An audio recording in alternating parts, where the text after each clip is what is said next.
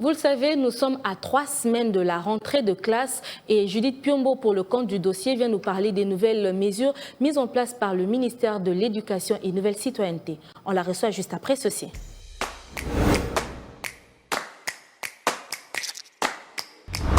Judith Piombo est déjà sur ce plateau avec nous. Judith, bienvenue. Merci, Déborah. Alors Judith, vous le savez avec moi que nous sommes déjà pratiquement à 3 semaines de la rentrée scolaire 2024-2025, une rentrée qui est prévue pour le 2 septembre prochain. Et le ministère de l'Éducation et Nouvelle Citoyenneté vient de mettre en place des mesures concernant la pratique financière dans les établissements scolaires. Alors nous aimerions savoir, est-ce que ce sont des pratiques qui vont comme ça s'appliquer à toutes les catégories d'écoles ou bien ça sera juste focus sur les écoles publiques et conventionnées? Alors Déborah, vous devez savoir que ces différentes directives concernent toutes les catégories et ceci y compris les établissements privés. Et c'est pour les écoles maternelles, primaires et secondaires. Et on doit aussi le dire que toutes ces nouvelles restrictions ne sont pas forcément nouvelles puisqu'il y a certaines qui ont déjà été évoquées dans le passé mais souffrent d'une non-application.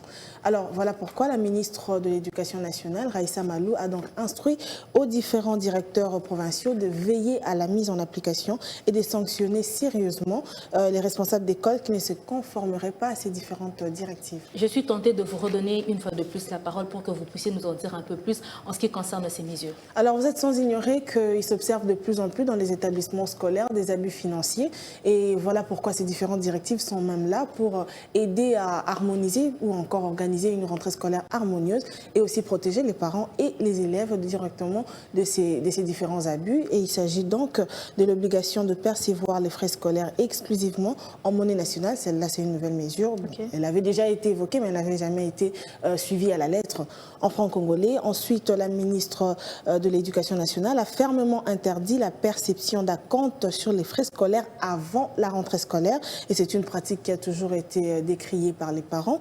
Et l'on précise également que les parents sont libres de se procurer les fournitures scolaires, les uniformes, mais aussi les tenues d'éducation physique sur le marché de leur choix. Et ceci sans aucune obligation d'acheter, d'un achat imposé par les établissements. De plus, les inscriptions sont gratuites et doivent se faire selon les dates fixées par le calendrier 2024-2025.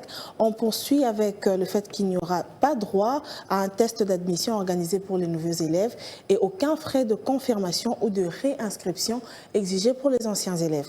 Et pour finir, la ministre a rappelé que les élèves ne peuvent être exclus pour des raisons ethniques, sociales, religieuses ou encore financières. Mais Judith, est-ce que vous pensez que la mise en pratique de toutes ces lois, de toutes ces mesures, voulais-je dire, pourront faire en sorte que et le corps éducationnel et les parents se retrouvent ici gagnant-gagnant? Comment y faire? Alors moi, je pense plutôt que si les autorités compétentes s'assuraient des bonnes conditions des enseignants, le mixage avec la mise en application ou encore la mise en pratique de ces différentes mesures prises pourra donner un travail parfait parce que tout le monde en sortira satisfait et gagnant-gagnant. Et ainsi, on pourra parler d'une évolution de ce côté-là et le corps enseignant ainsi que les parents en sortiront soulagés. C'est un dossier auquel nous y reviendrons encore dans les prochaines éditions avec force détail pour voir si réellement ces nouvelles mesures seront vraiment mises en application. Judith Piombo, c'était un plaisir de partager ce plateau avec vous. Le plaisir est partagé.